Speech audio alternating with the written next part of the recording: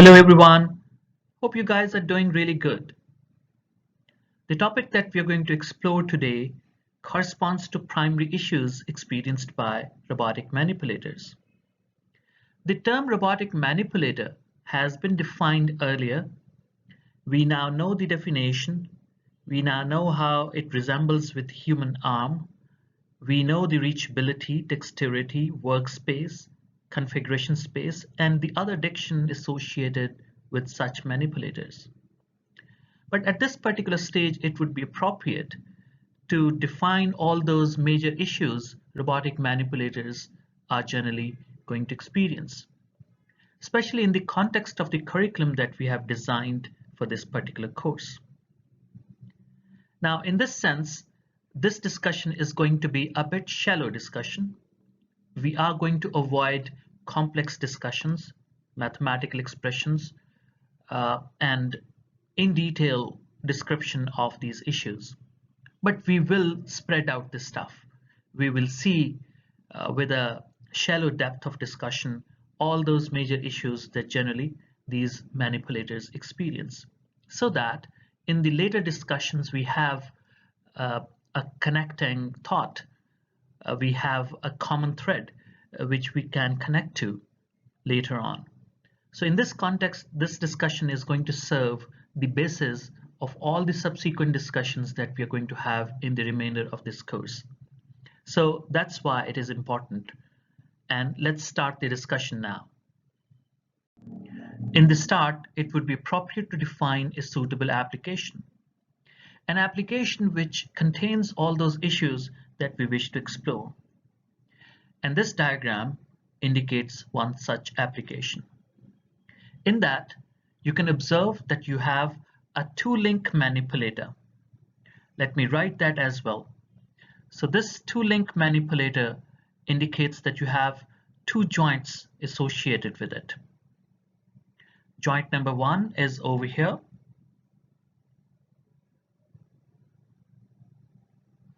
And joint number two is over here. Now remember, these two joints are revolute joints. We are not going to have, in this case, prismatic joints, but we may have prismatic joints for the robotic manipulators in industry. So this two-link manipulator is going to allow us to achieve any point in a 2D space.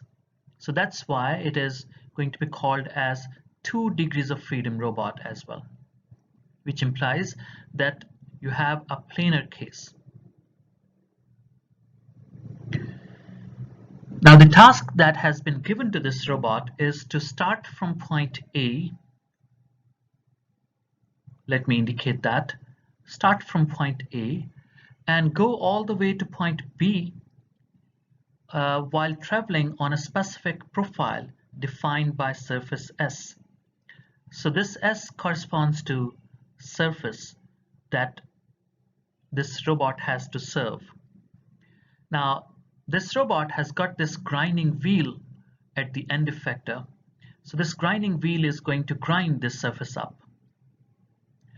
Or in other words, it has to smooth this surface so that some subsequent process can be performed on it, or for the surface treatment. Now, in order to perform this activity, it has to exert a specific force, which is also indicated normal to the surface. So this normal is indicating that this force is needed to be applied onto the surface in an appropriate fashion. Now on top of that, you can see that there is a camera which is observing what is happening underneath it in the field of view.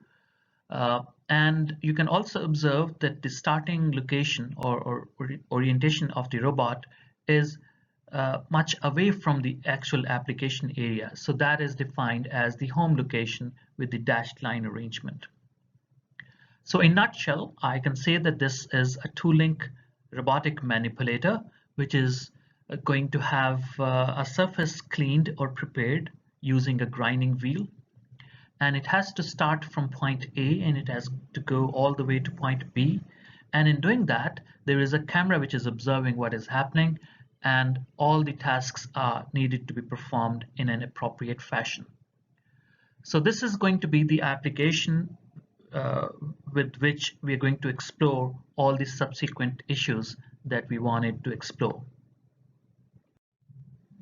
Now this application that we have schematically drawn in the previous slide is not without industrial context. In industry, you would observe similar applications, just like the one being shown over here. So over here, you can now see that there is a curved surface, and on this surface, there is a grinding application being done by the robot. So this is the grinding wheel.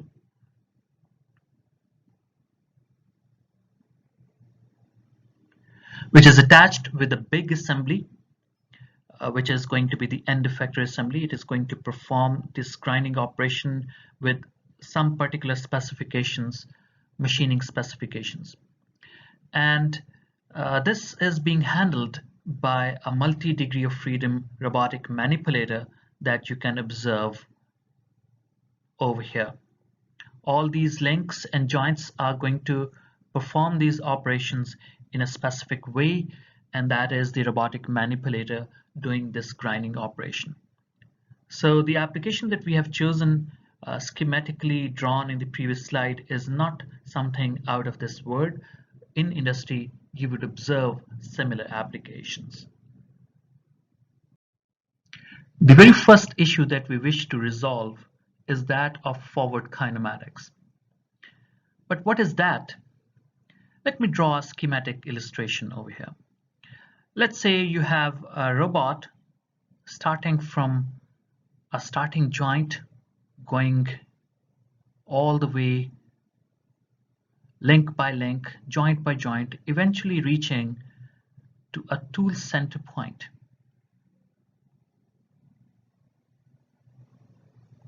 Now generally this is also called TCP as an abbreviation. Now, if you know what is the angular displacement happening at joint number 1, if you know what is happening at joint number 2, and so on and so forth, in going forward direction, eventually reaching to the tool center point, you wish to find out what is the location and what is the orientation of this point where the robot has grabbed the grinding wheel in our application. So this direction, going from starting from the starting frame or base frame, going all the way in this direction, is what we call a forward direction. And in going forward, we wish to find out where the tool center point is and how this is oriented, and that is the task of forward kinematics. In other words, thetas are known and end effector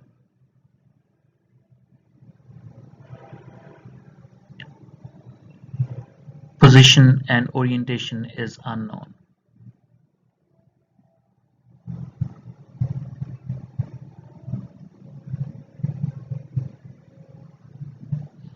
So this is going to be the task which we define as a forward kinematics task.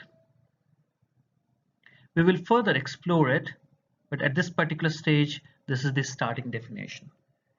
You have the knowledge of thetas coming in from the sensors, and you wish to find out where your end effector is positioned and how it is oriented.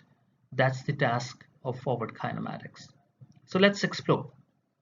Two-link manipulator. These two links are going to have link lengths A1 and A2 associated with them. You have one joint which is placed over here, and the other joint is placed at this location. This is also called shoulder, and this is also called elbow in literature. And obviously you can realize that the grinding wheel is going to be placed at this location.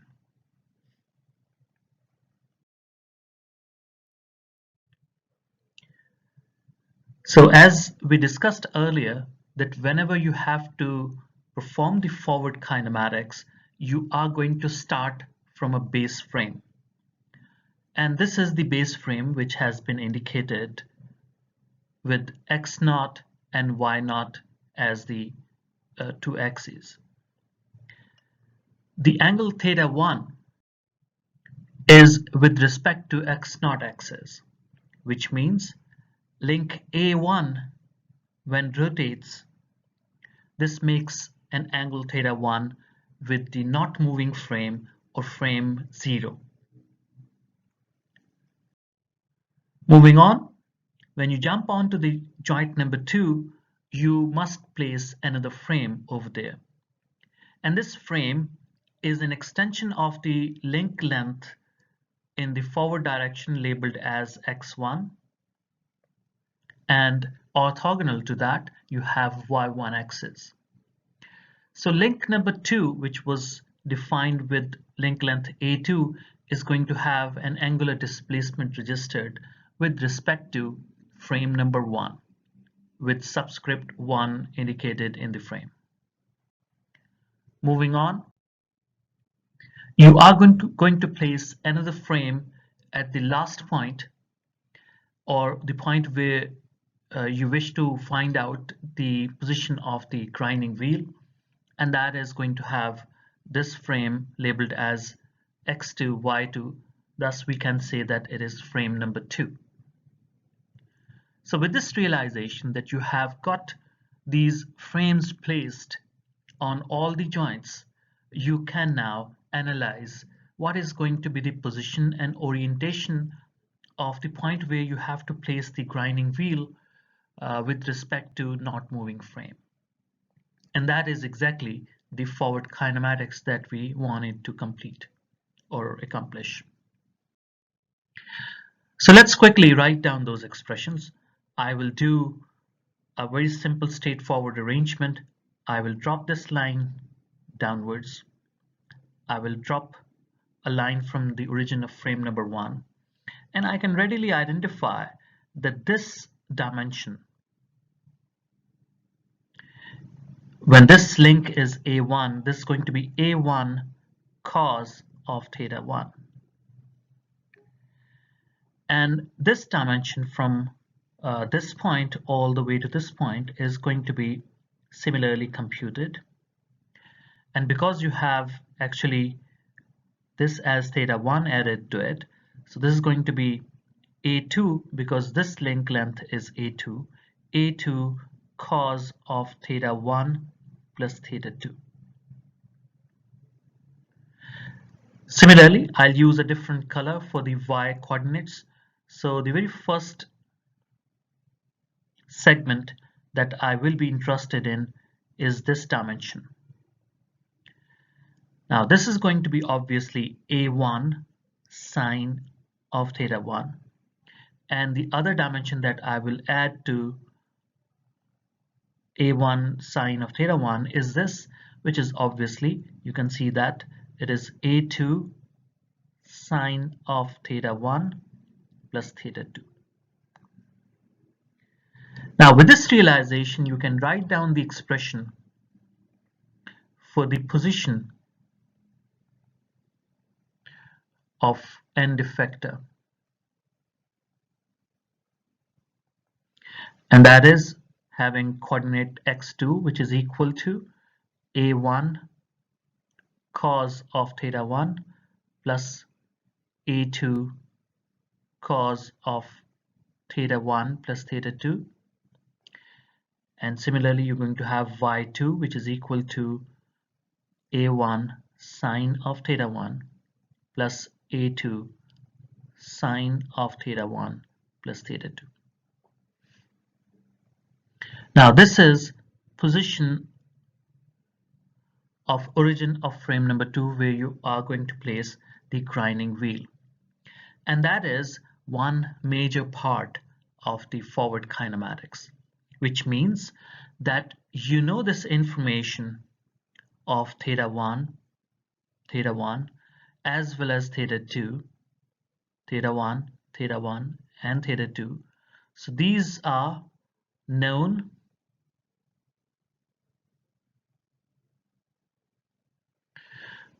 and or in other words, I can say that these are going to be acquired from sensors.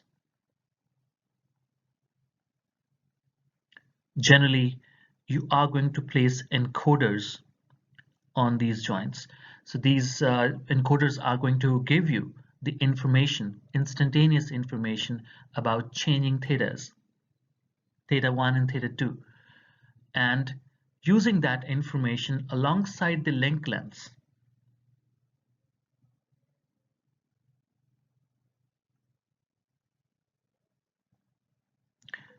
which are A1 and A2, also known, you are going to find out where the end effector is in terms of x2 and y2 coordinates. So that's why we can write these expressions to be like this, that this is going to be a function f1 of thetas, and this theta is going to be a vector of all the thetas involved. So similarly, you have another function f2 which is dependent on thetas as well. And to be precise, this theta is also a function of time, actually. So we will use that information later on. So this is position of the end effector. These are the two expressions which are going to define how the end effector is placed or positioned with respect to all the thetas which are given to it. But there is something missing in this whole computation, and that is, what is the orientation of the final frame or of the end effector, which means that how this frame x2 and y2 is oriented with respect to not moving frame x0 and y0. So that is yet to be known. So for that reason, I will make use of a rotation transformation. Rotation of the second frame with respect to 0th frame is needed to be known. But before I make you compute that, we have to take one step back and try to find out or recall the rotation transformation. Rotation transformation was something like this, that you have the 0th frame or not moving frame labeled as O0, X0, and Y0, represented with the solid line. And then you have another frame which has been rotated about the same origin O1, but X1 and Y1, the two mutually orthogonal axes. Now the rotation, the extent of rotation is theta, and you can see that represented in front of you. Now if I just consider this right angle triangle,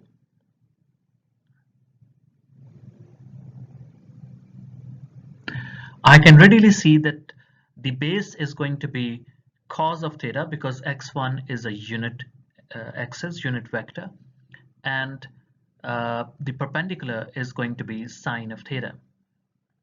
So these are the two coordinates.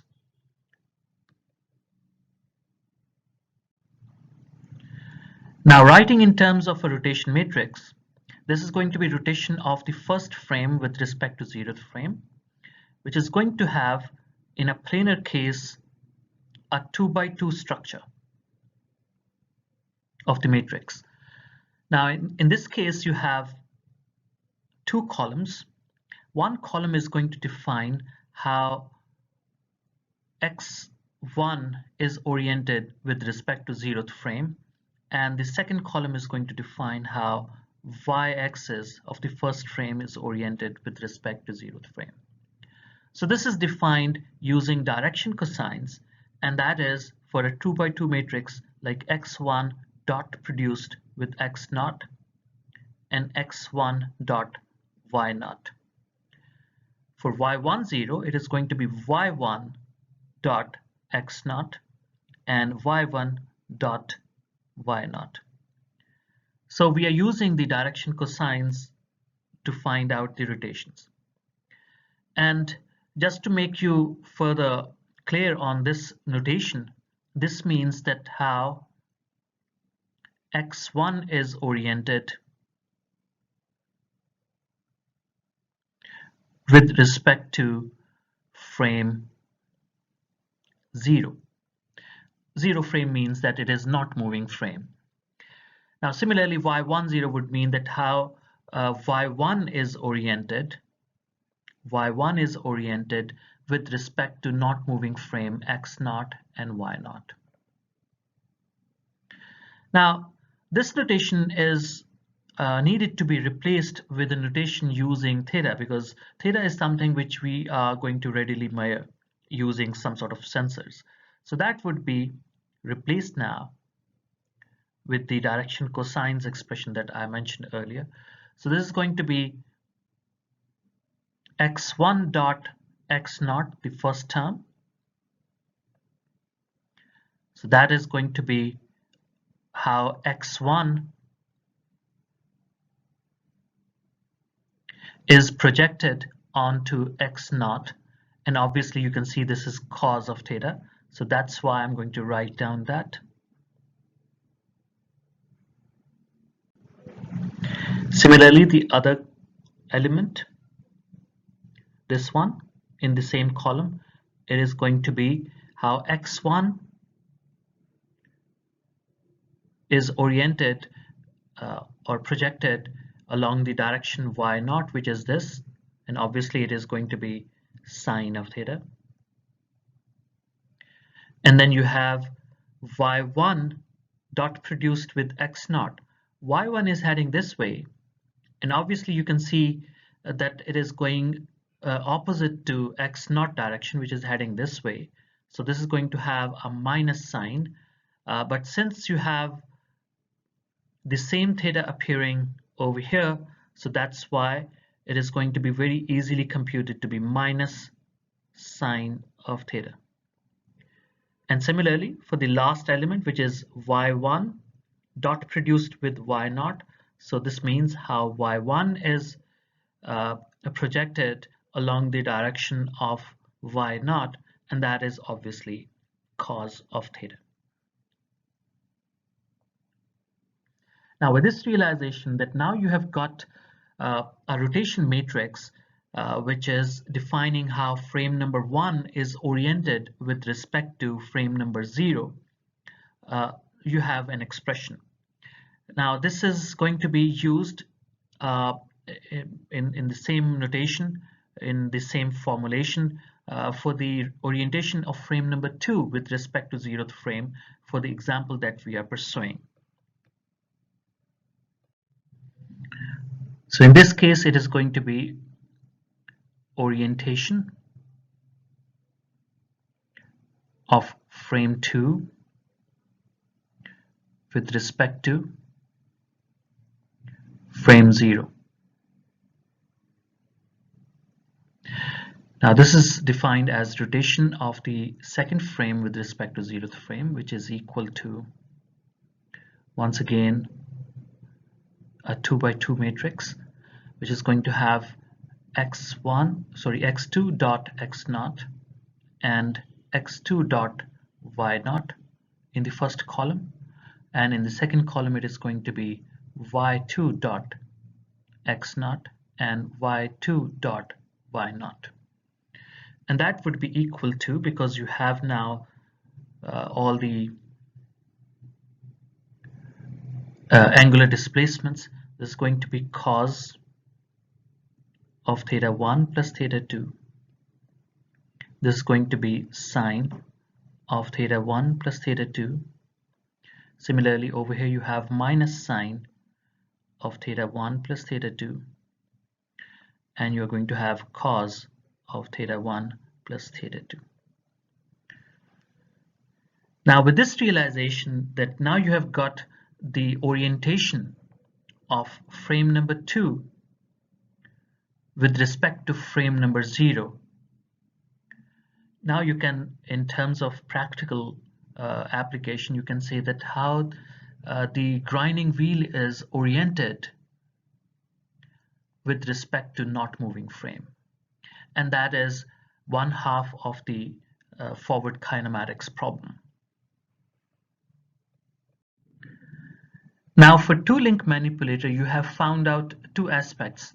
One is what we are going to call like the expression x2, which is a function of thetas, where thetas are also changing with time, which is equal to a1 cos of theta 1 plus a2 cos of theta 1 plus theta 2. And similarly, you have the y2 function, which is f2, which is also dependent on thetas. Thetas themselves are changing with time, which is going to be equal to a1 sine of theta 1 plus a2 sine of theta 1 plus theta 2. So this is one half of the problem. Then you add that with the rotation matrix that we have defined, rotation of the second frame with respect to 0th frame. It is a matrix that we have found out, 2 by 2 in that case. But this was all when you have a planar case, which means that you have a 2D scenario. So what if you have 3D case? So that disjointed formulation is not going to be helpful. So that is going to be studied in the subsequent discussions in later lectures corresponding to homogeneous transformations.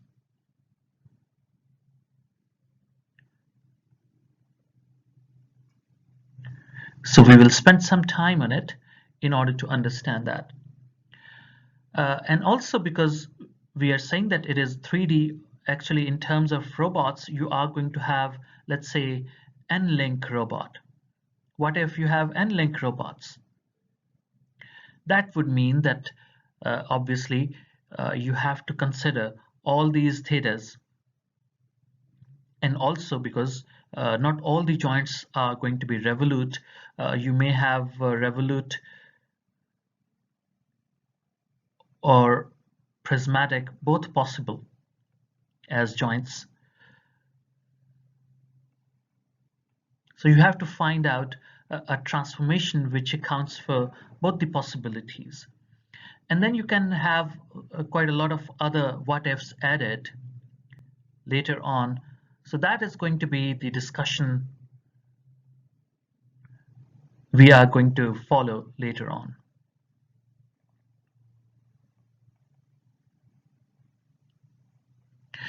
And in that continuation, we are going to make use of one formulation technique to avoid the complexity when you start from 2D and upgrade to 3D, or from 2-link robots to n-link robots. So in order to avoid the complexity, we are going to discuss in much more detail the Dennevit-Hartenberg convention.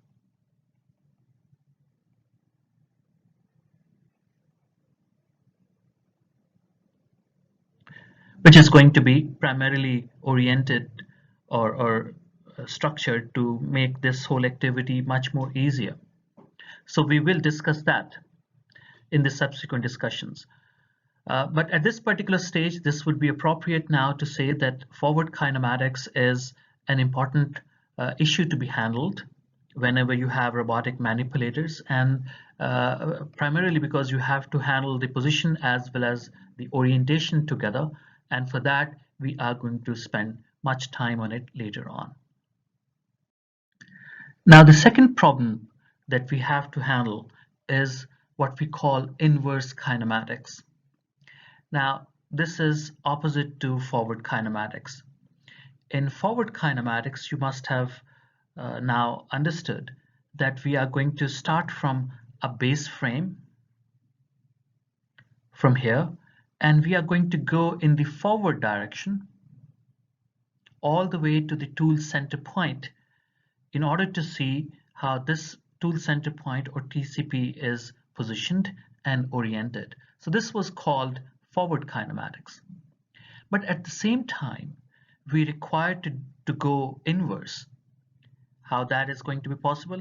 Let me try to draw the same schematic once more. So that would be something like you have the same robot. I will try to make it similar to the previous arrangement. Something like this.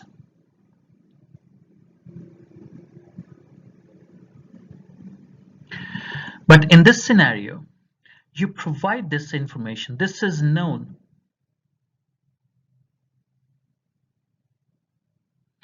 So the position of and orientation of the tool center point is going to be provided to the system. And you're required to go inverse. Let me use this direction in going backwards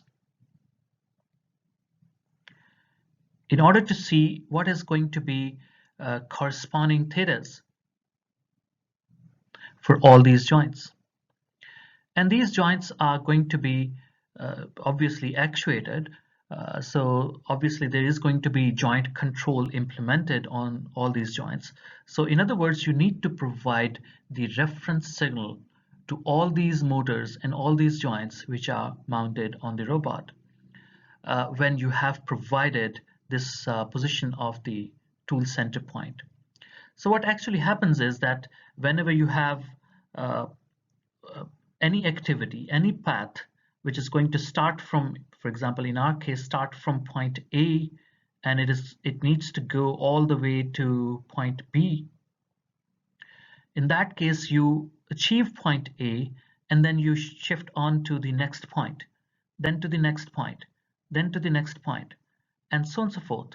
So these next points are going to be provided to the system over here in terms of known path which the tool center point, in our case the grinding wheel, must traverse.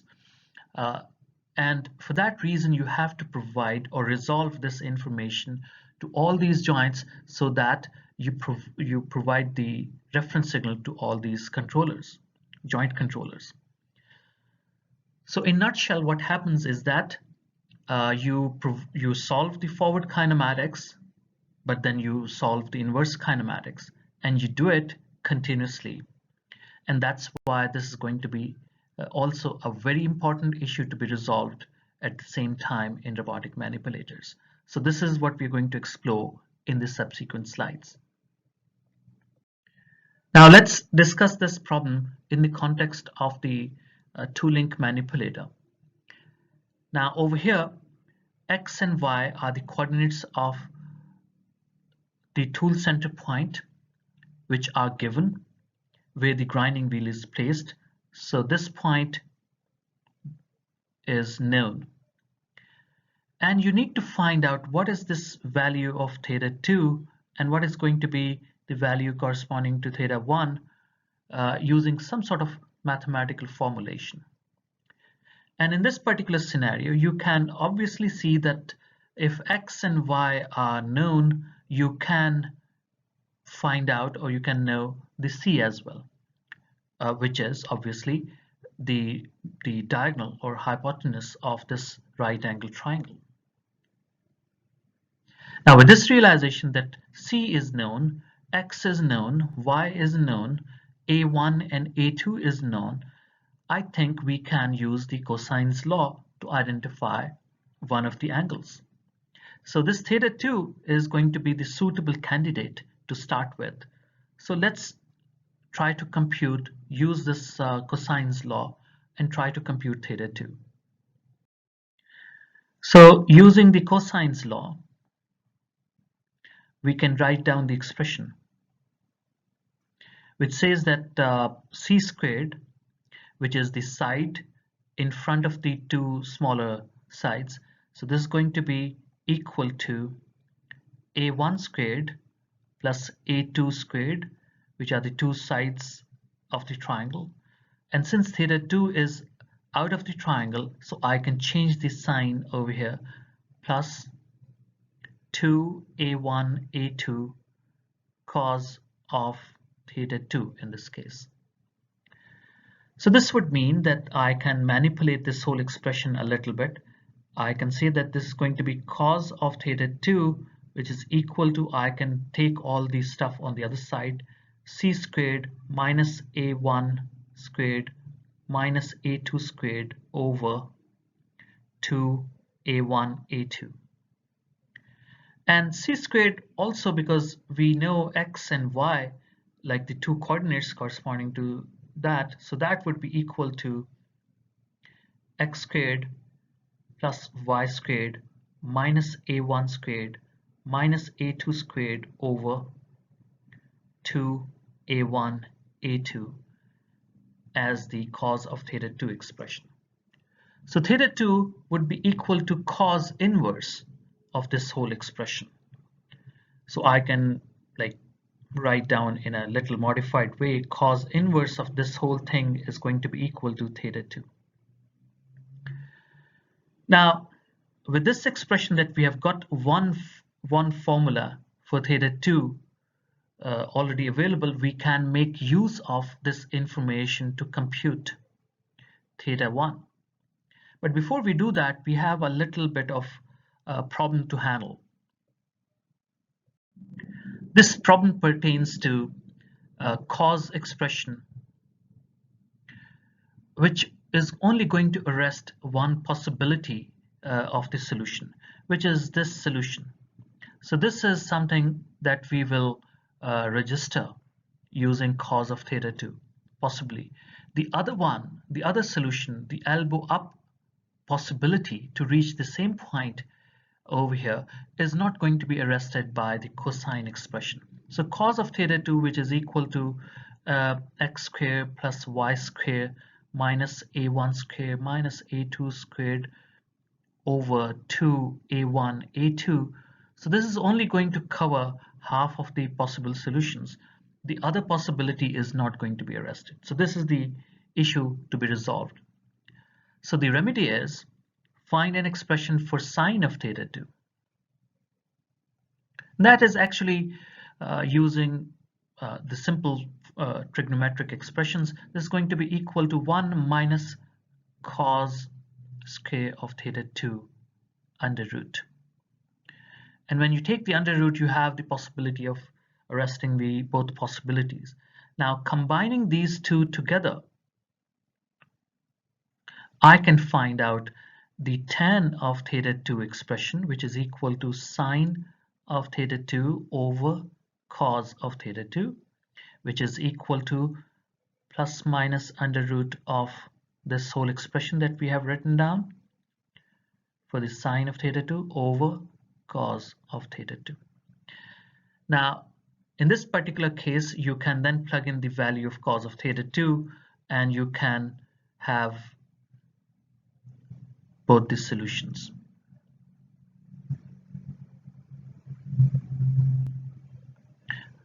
Available now.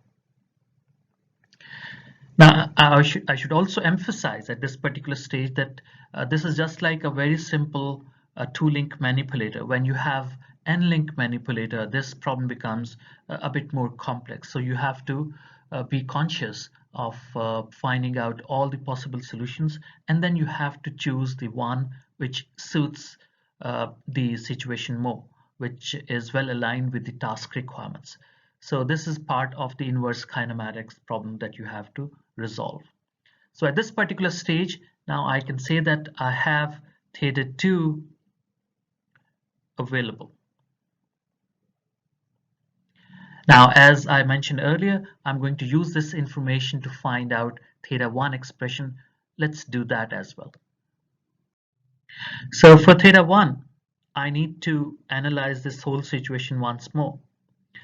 I see that you have theta 1 available over here, and I can say that this whole angle can be labeled as alpha, and this angle can be labeled as beta. So that would be something like, for that reason, theta 1 expression to be equal to alpha minus beta. And I can say that alpha is something which I can find out by making use of tan inverse expression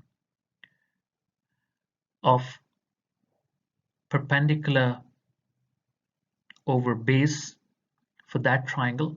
I'm going to label that as triangle 1 minus tan inverse expression of, once again, of perpendicular of triangle number 2 over base of triangle number 2, something like that. And you can see the triangle number 1, if I can identify that using highlighter, this is going to be the big right angle triangle, having this side, and this side, with this angle to be the right angle. So that would mean that you have got this expression to be equal to tan inverse of perpendicular for that triangle. This yellow triangle is going to be y over base is for that x minus tan inverse of the other triangle. Let me try to use a different color to highlight that. This triangle is going to be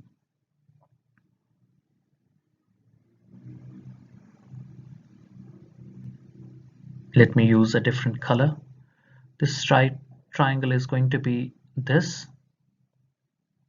The base is going to be this. The perpendicular is going to be dropped right over here, which means that you have got this angle to be the right angle triangle. So with this realization that you have got another triangle, I can write down the expression with green color for this, which is going to be A2, this side is going to be A2 sine of theta 2, and this whole length is going to be equal to, let it be written down over here, A1 plus A2 cos of theta 2. So I can now write down this expression in terms of tan inverse of perpendicular of triangle number 2, which is the green triangle, over base of the green triangle. So that would mean that this is A2 sine of theta 2 over A1 plus A2 cos of theta 2. So this is your expression for theta 1.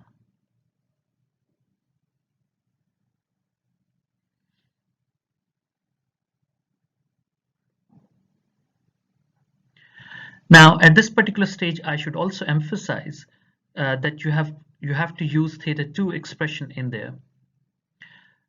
So this is pre-computed.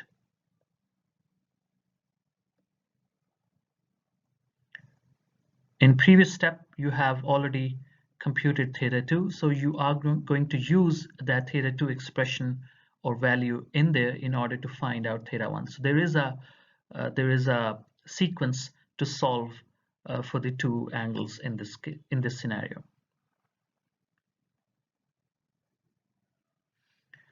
So with this realization that now you have got theta 1 expression and theta 2 expression both in terms of when you give the position of the end effector to the system, I can safely say that we have computed in this scenario the inverse kinematics problem. Now this is the scenario where we have solved the inverse kinematics problem for a two-link manipulator, a planar case.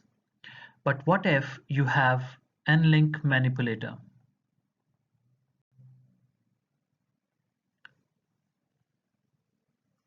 What if you have 3 degrees of freedom scenario? So these were the scenarios that we also indicated in case of forward kinematics as well. So these are going to be the problems that we will try to resolve in the subsequent discussions.